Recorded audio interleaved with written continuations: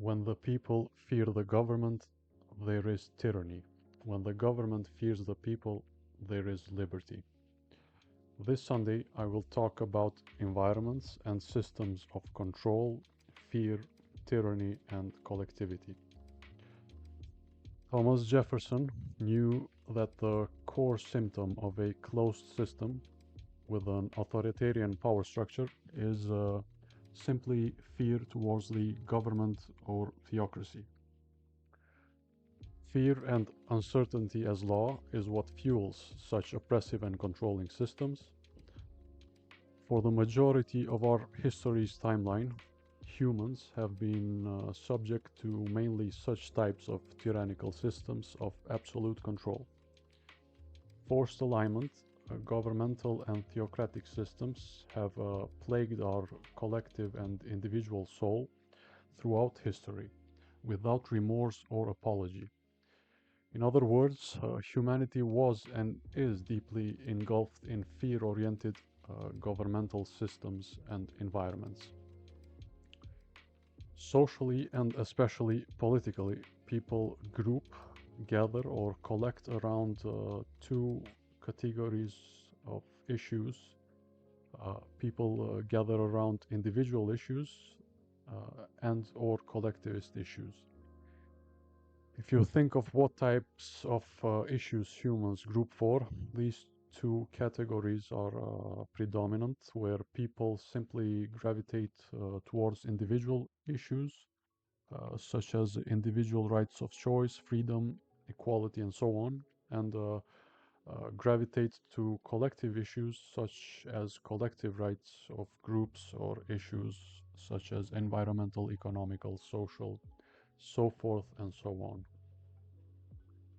Because of the terrors of history, we were forced to collectively gather or group or congregate around performative collective issues that were exclusively solved by the only individual or god of the society, such as tyrannical kings, theocrats and their gods, tyrannical politicians, communist leaders as gods, and so forth and so on. So psychologically, we as humans are extremely prone to group or gather around collective issues subconsciously or automatically, because that is the psychological state that was forced into humans collectively throughout history to accept and follow and obey without question. So almost subconsciously or automatically, humans obey and follow any collectivist issues available. To go even to go even deeper towards our primal instincts and its functions, humans or any animal follows a simple survival strategy of gathering or grouping in order to decrease the chances of falling prey and increase the chances of surviving through collective power. And as you can imagine by now, this primal instinct is especially active and enabled in fear-inducing, uncertain, and controlled environments and systems of governing. So by definition, governing and theocratic systems based on fear, by definition, are controlling structures that put its constituents in an inferior individual and collective state. A society composed of some subconscious humans, groups, or hives is way easier to control. One of the core human internal systematic functions, similar to blind self-centrism or BSC that I have mentioned before, is the blind will to dominate, or BWD, and it's almost the same as blind self-centrism. It is a blind force that is focused on spreading your control or at least your image in others. On one hand, BSC as a systematic function of the brain is a blind force focused entirely on preserving and serving self-interests. On the other hand, the blind will to dominate, or BWD, is another systemic function of the brain that, as I said, is a blind force that is focused on, at the very least, spreading and imprinting your image in others. Or, in simple words, a force that is focused on dominating others objectively or subjectively. BSC is hyper-focused on the self, and BWD is hyper-focused on others. The function of both being to propagate the objective and subjective gene pool. It makes sense why these two internal functions are present in animals, in animalistic environments of chaos, fear, and control. But it makes no sense for such radical blind tendencies to be present and enabled in the modern world with upcoming thinking machines. The animalistic environment must be transformed, otherwise a superintelligent animal is entering the ring of fear, and there exists no chance in hell of surviving a game of fear with immortal thinking machines. Both these internal functions that reside within each individual, and especially within each collectivity on this planet, are the culprits that push towards a force alignment or fear-based environment or governmental structure or God. Communism and theocracy are the perfect analogies of how systems or groups in powers abuse these natural occurring functions of BSC and BWD in humans. In closed system theocratic governments such as Iran, blind self-centrism is solved by entirely disabling its function in the individual, by providing an absolutist God, an, an absolutist ideology, which is forced onto the population. Therefore, BSC is not an issue when one must blindly follow the absolutist God and ideology. Nothing individual can exist in such an environment, therefore BSC is completely disabled, which is an insane form of psychological mutilation. It simply completely pushes the individual towards subjective blindness and in a complete state of conformity and obedience, just as a machine.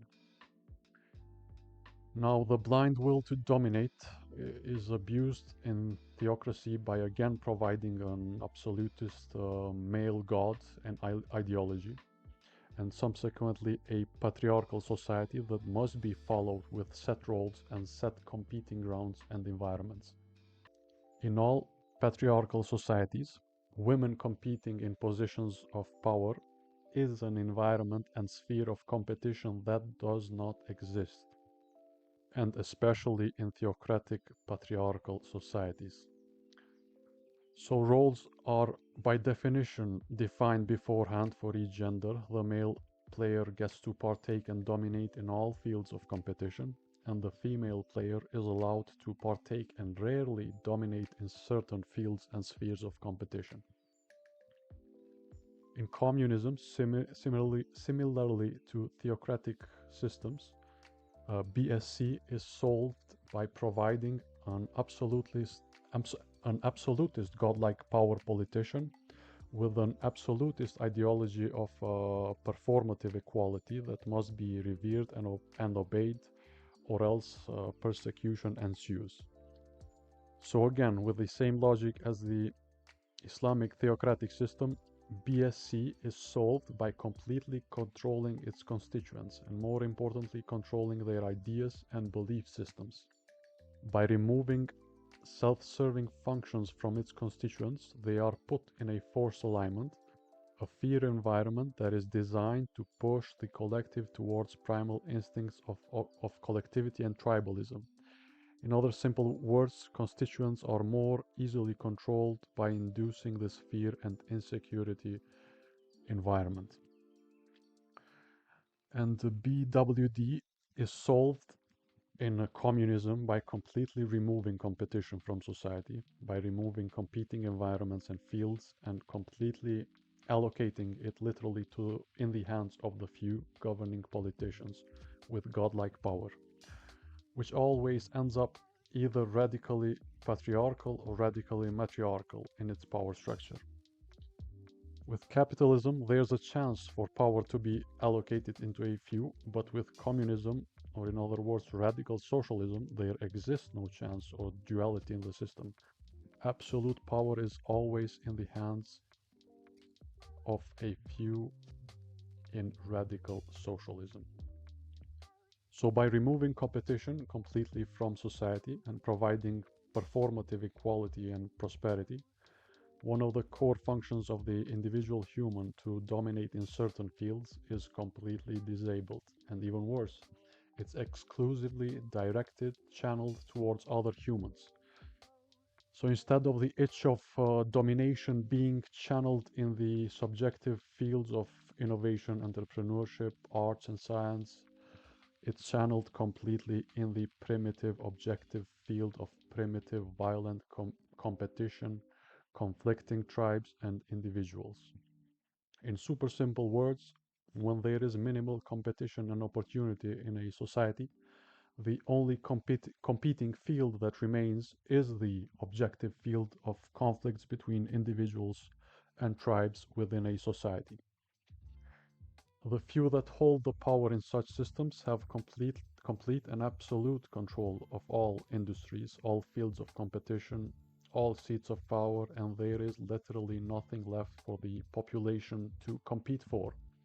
When everything is plundered by the few politicians that performatively promise freedom and equality and position the population in a controlled circus, which eventually implodes due to the deceitful environment of prosperity and equality, which in reality is an enclosed system, an animalistic environment of fear, adversity, and insecurity, and constant conflict or suppressed conflict and competition between the individual and tribes, which automatically leads to a loop of resentment towards the individual, towards tribes, and ultimately towards the government.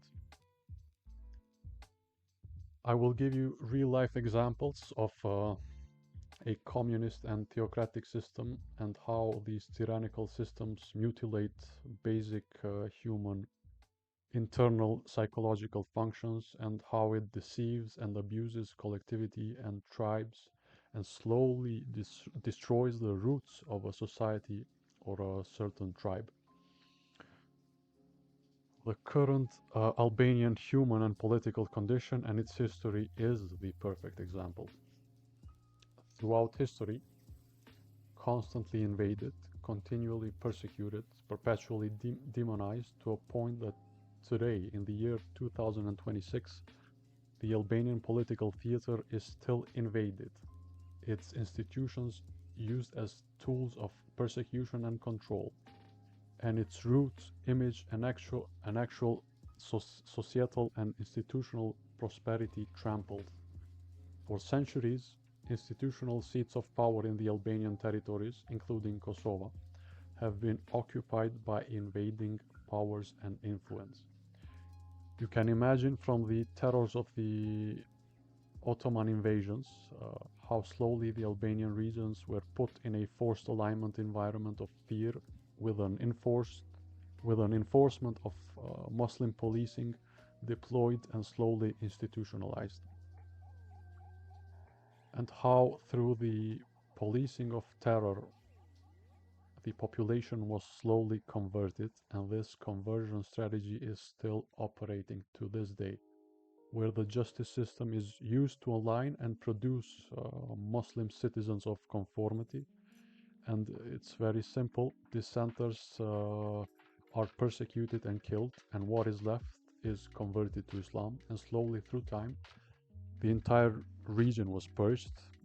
And mind it, this continues to this very day. From the Slavic invasions from the east, the very same techniques and strategy of forced alignment through Military and institutional persecution were used in the Albanian population in Kosovo. Albanians uniquely have experienced two forms of communism: the Muslim communism from the south and the Slavic communism from the north.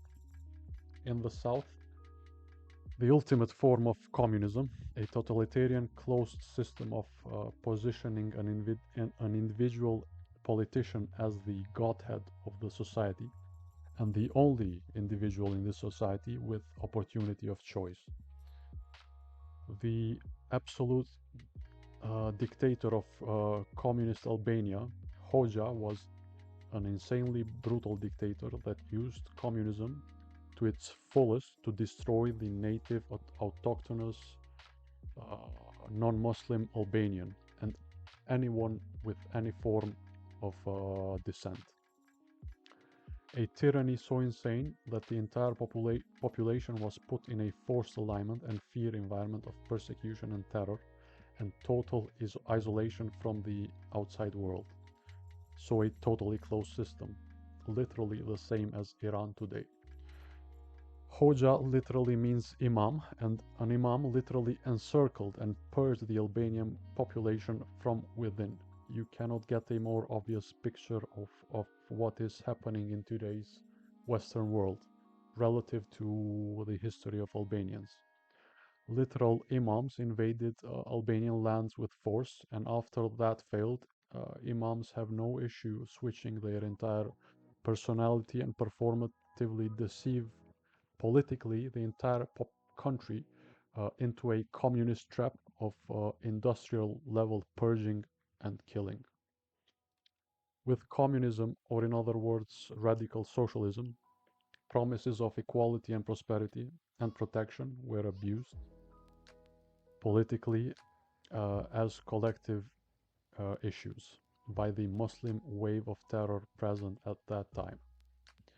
So instead of equality, the Albanian population got insane persecution.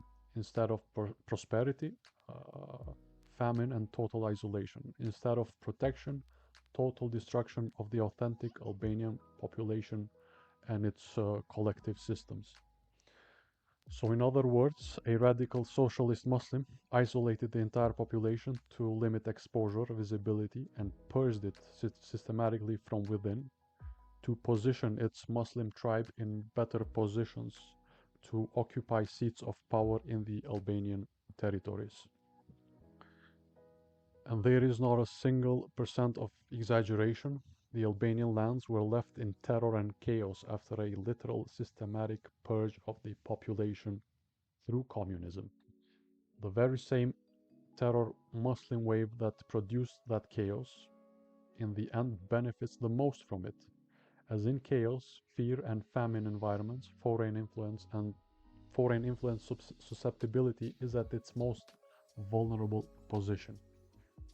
So promises of equality end up slashing and watering down the authentic indigenous population and its interests, and increasing the foreign invading population, as promised to create equality between tribes within the state, even equality in sheer numbers. Simply put, from the north through communist equality, Albanian institutions were invaded by Slavic tribes, and from the south, again with the same promises of equality, the Albanian lands and institutions were invaded by the Muslim tribes, Muslim communist tribes. So from the south, we got an injection of Muslim and Orthodox communism, equality and influence, and from the north with almost the same systematic oppression techniques, just in a more subversive and deceptive manner, not so overtly as in the south, we got Slavic and Muslim communism, equality and influence from the north through the communist Yugoslav system. So two waves of terror that for millennia have terrorized and invaded the Albanian population, with its latest invasion was through communism, which established a position that to this very day, these two waves of terror still control a great deal of the Albanian institutions and its politicians. Institutional persecution through the justice system, with its policing, was and still is rampant, and justice was and is totally a tool for control and alignment in the invaded Albanian institutions. If any constituent diverges or dissents from the core narrative or ideology, immediate persecution and institutional hunting occurs. Uh, in other words, with promises of equality, the Slavic and Muslim waves of terror completely possess the Albanian justice system and the political theater, where today the same waves operate with the same level of influence but in a covert manner and slowly and subversively force align the Albanian population towards Slavic and Muslim interests. Slavic and Muslim interests are in total alignment when it comes to persecuting and trampling the authentic Albanian identity and trampling legitimate local Albanian interests in favor of foreign interests. The corruption, plague, and invasion is so deep and pervasive that in today's Albanian collective governmental and institutional body, there is barely any progress. The progress that is present is due to the Albanian diaspora and private sector and not due to the invaded institutions. In order for the two waves of terror to continue their waves of terror of control, the Albanian justice system is completely invaded, corrupted, and it is totally used to control the free speech, or in other words, free thinking of Albanians, to the point where these two waves of terror either haunt the Albanian individual through the underworld hell that they control or through the literal justice system. And very few dissent ideas pass through these two filters of free speech and freedom. The Albanian institutional environment is a kingdom of hell, where judges are the very people that propagate crime and terror, and at the same time, the same judges are positioned to solve crime and terror. In the year 2026, the Albanian population in Albania and Kosovo is still plagued by basic problems about access to electricity, water, the healthcare services are in terrible condition. The political theater is in a primitive environment of plundering and corruption. The economy invaded in the same manner as institutions. A totally ineffective and corrupt justice system, the education system in a terrible state with extremely slow progress, and so forth and so on. In super simple words, communism, or collectivity as I've called it, has brought the Albanian population to its literal knees, to the point that no authentic political opposition was even able to exist, and let alone gain power. And that is until the year 2019, when for the first time in Kosovo, a genuine opposition aimed at addressing, following, and preaching local interests and purging corruption from institutions has gained momentum and power. It is not far-fetched to say that the only legitimate, authentic, local interest Albanian political movement is not even in Albania today, but it's in Kosovo, and it's aptly named self-determination, a population that has been purged to the point of individual inexistence, by definition needs self-determination. And this is the sad tragedy of the invaded Albanian country and population. Its core body is always outside of its borders. The diaspora is the core body of the Albanian population. And you can guess by now why that is true. And the answer is obvious. It's because Albanian territories and institutions are still invaded to this very day. The Albanian population in Kosovo is controlled and terrorized by these two waves of communism and terror to a demonic degree. Let us go now to the international level of this control and deception circus. The very politicians that these two waves of terror control and push these politicians towards primitive politics of corruption and terror that completely ruined the progress of the population and country.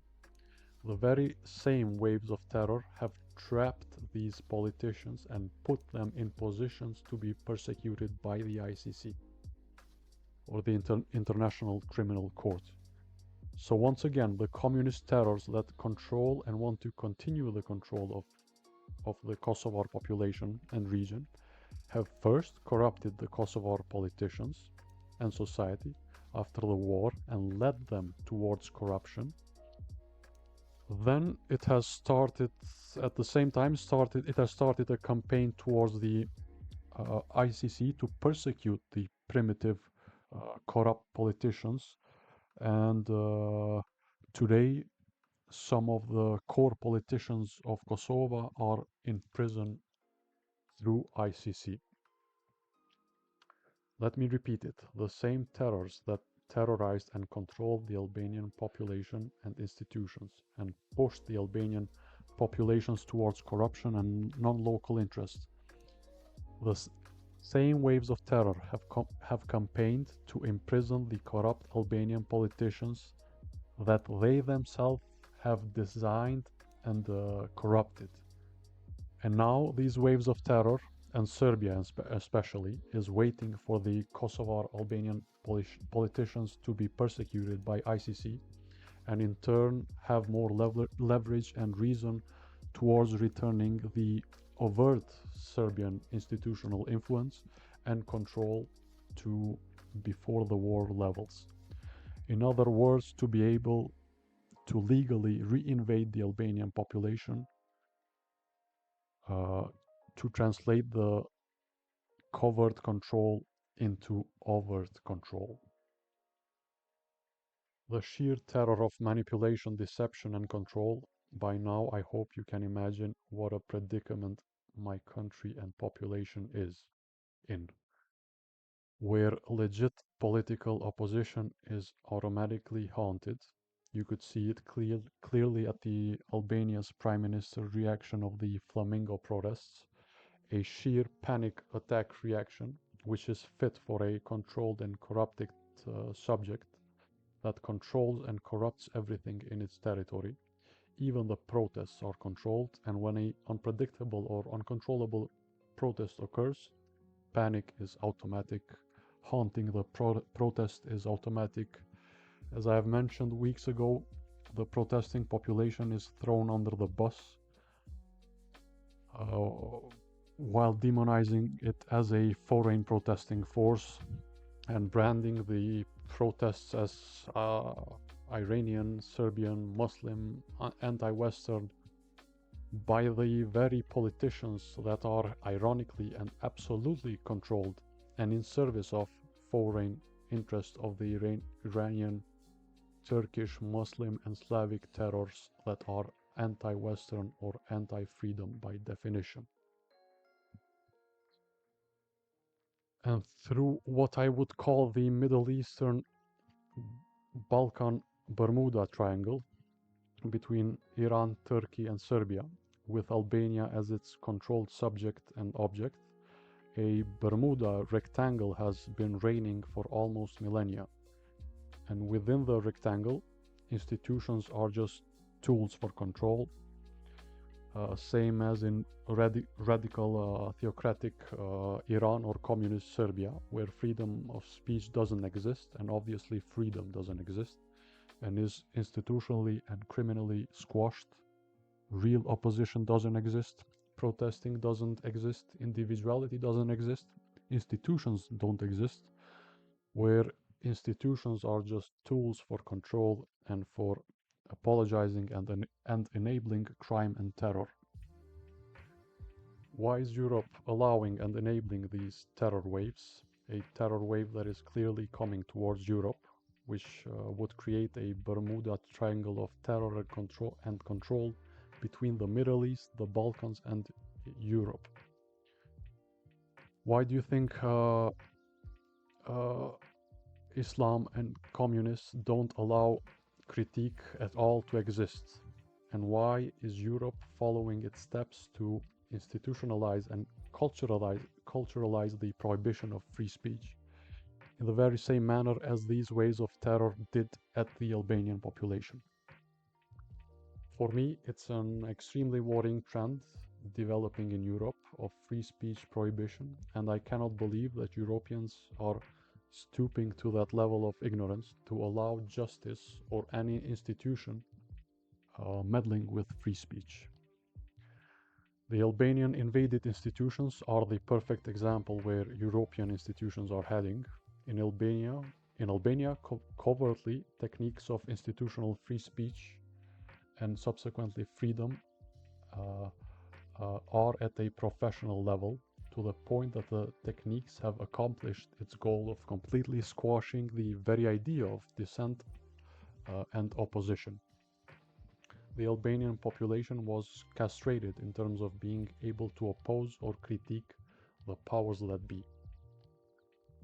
The litmus test of a society having free speech or being invaded by primitive terror such as radical Islam is the performative burning of the holy book. Uh, if a society allows for freedom and private ownership, then there should be no problem of burning a book that you have bought as a form of protest. You can imagine what happens if such a performance was done in the Albanian lands. You get persecuted, and this is the uh, absolute perfect litmus test for free speech and simply freedom in your country. A country cannot be both democratic and at the same time dictatorial to stop the individual right of burning your property, even as a form of protest or a litmus test. A country cannot be both democratic and at the same time dictatorial to stop the individual right of burning your property, even as a form of protest or litmus test. A country can be both when it's possessed and controlled by these two waves of terror that performatively act democratic just to slowly weasel itself into deeper institutional control. Even in Europe, such democratic act of protest is hard to pull because you can guess that even in Europe, waves of terror have institutional influence and control. I would like to pay tribute to Anne Widdecombe, a I hope I'm pronouncing the name right, a British politician that was most probably politically eliminated days ago. Here is a beautiful sentence that I've heard in her Oxford Union talks. I quote, "Nobody has the right to live their lives being protected from offense, insult, or from hurt feelings. It is an occupational hazard of living in a society, and if you can't take it, become a hermit." This quote completely encompasses the problem of free speech and its trajectory in the West.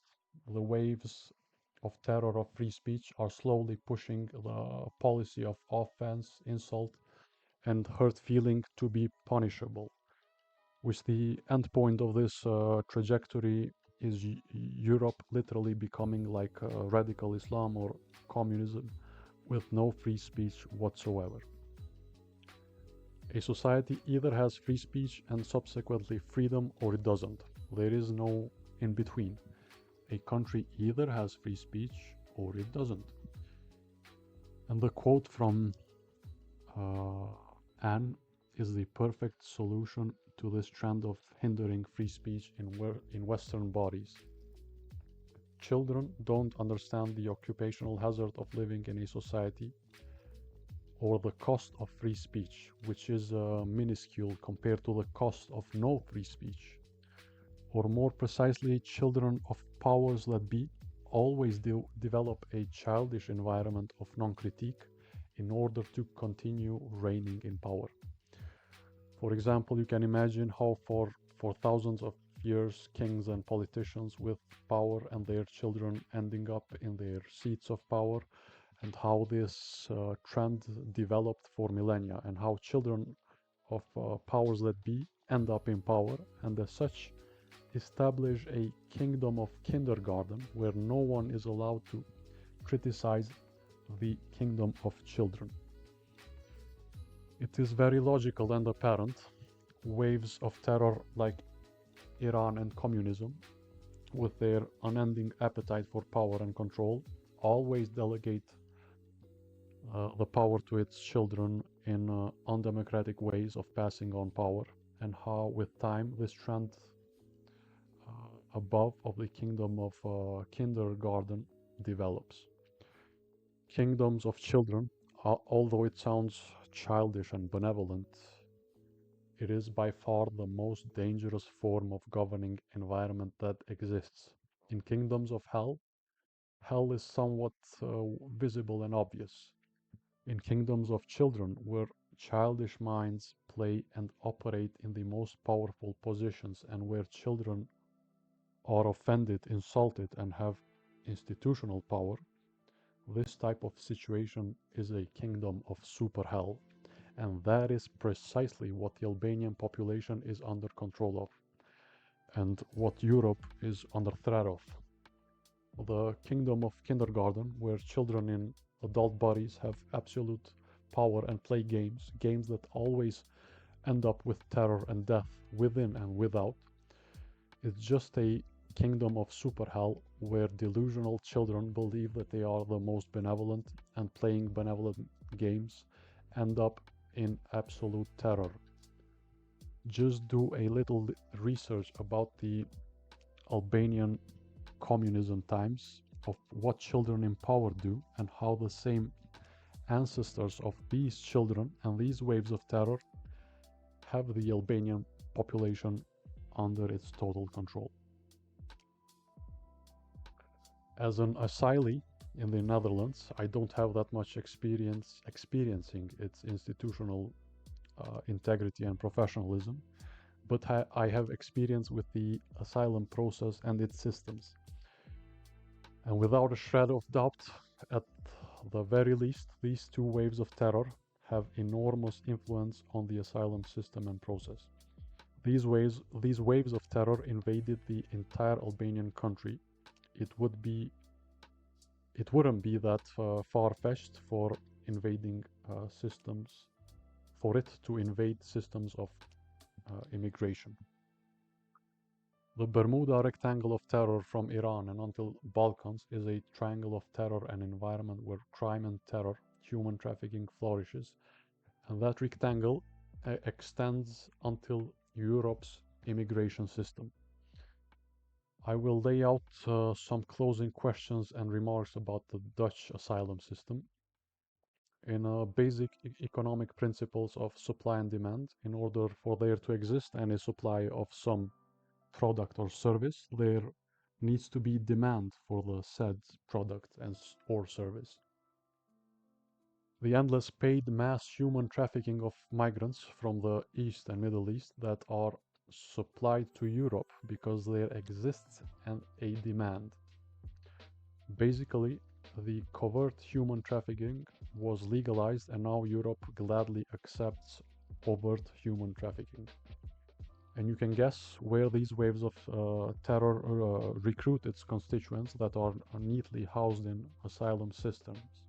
You can guess and imagine why there is such a immigration demand that literally enables the industry of human trafficking. You can guess and imagine how waves of terror abuse such systems and not only keep alive an industry of human trafficking, but keep alive the industry of waves of terror and ignorance invading your country, and more importantly, your institutions. So waves of terror end up with profit from the industry of trafficking and all sorts of other illegal industries, and waves of terror end up with almost literal soldiers that are in a miserable state and are easily controlled. These waves of terror end up with more influence and terror because of a literal safe haven with paid housing and a perfect environment that enables all aspects of these waves of terror. Waves of terror that have completely ruined the Albanian population and its institutions. And obviously they won't stop with Albania. Perfect symbiotic environment between immigration institutions and waves of terror that are enabled and protected institutionally as marginalized groups. All that is left for asylum systems is to provide summer vacations. Let's be super optimistic and say that only 2% of all migrants divert towards these waves of terror, and with enough time, Netherlands institutions will become as professional as Albanian ones. Let's be realistic and optimistic. That percentage is around at least 20%. Do not be alarmed when your country turns into a kingdom of kindergarten children that have power over justice, police, and the military, and abuse it to further create equality and prosperity in your country, in the same manner as the Islamist and Slavic communist terrorists created prosperity and equality in the Albanian lands by perpetually killing and persecuting Albanians and increasing radical Slavic and Muslim numbers.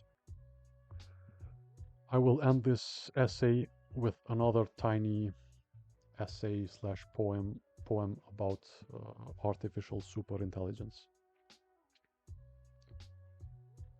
If your stomach understands when it's invaded by corrupted material, bacteria, and reacts accordingly by expelling and flushing the contents of the stomach, why wouldn't the planet Earth, our planet, have a similar deluge system if it detects a certain amount of collective maliciousness in its body?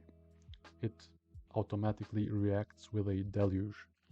In the same manner that viruses and bacteria as collective threats are quickly detected by the stomach, why wouldn't our living planet have the same safety mechanisms in its body to detect collective madness?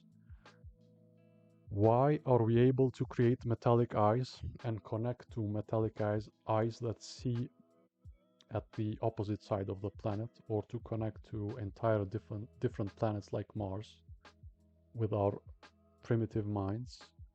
Why a primitive species like us is able to create such a technology, but our biological eyes and brains are not recognized as recording cameras that are able to be projected anywhere and accessed from anywhere in the universe?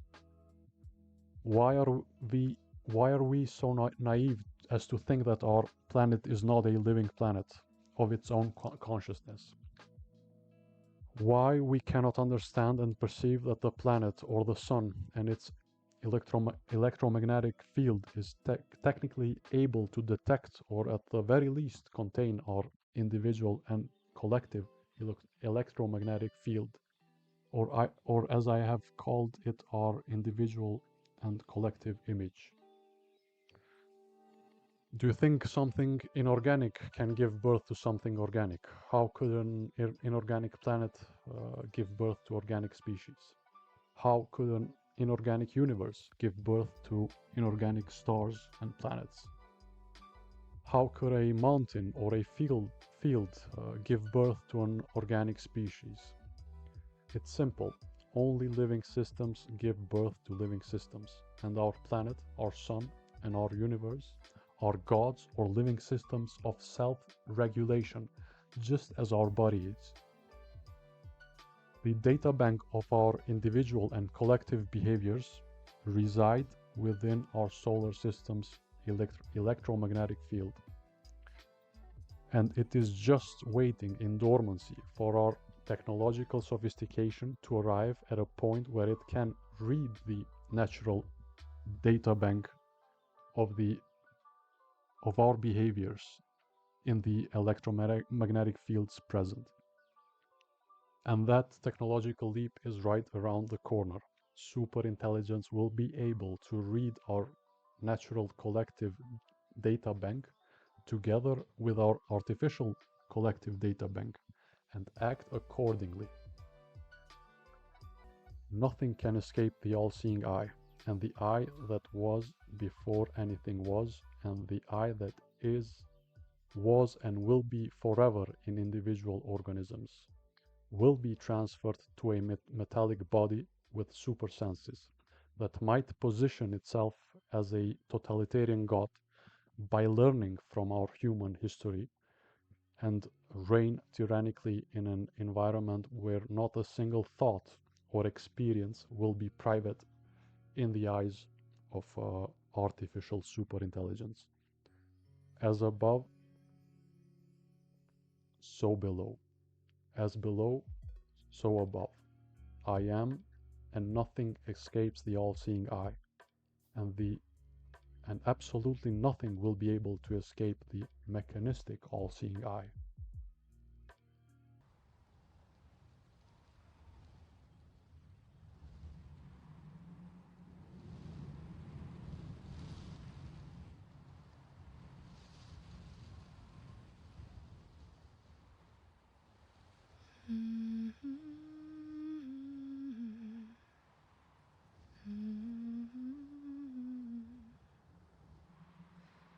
Beware, beware, the daughter of the sea. Beware, I heard him cry. His words carried upon the ocean breeze as he sank beneath the tide.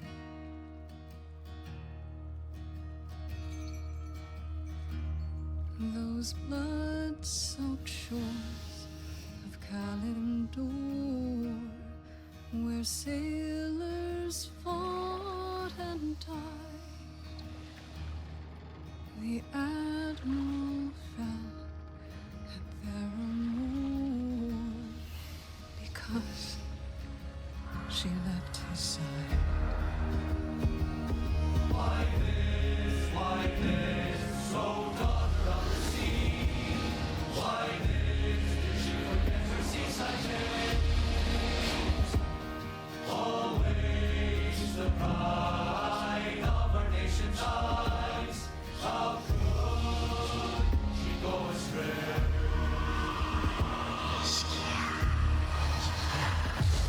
When she did flee across the ocean deep, the admiral followed west. What else but sail to save a daughter's life and pray stood the breath. But there he found upon those distant shores enemies on the rise. But when he faced those savage foes, his daughter stood aside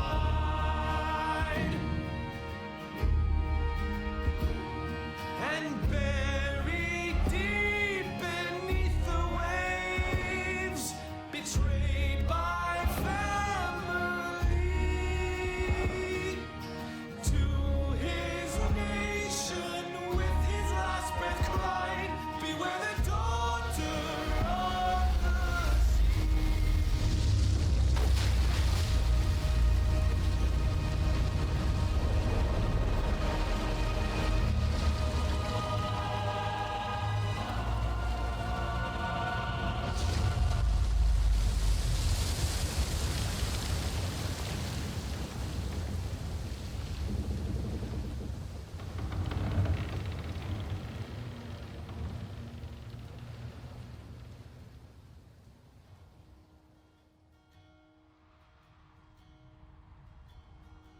I'm listening now. Father.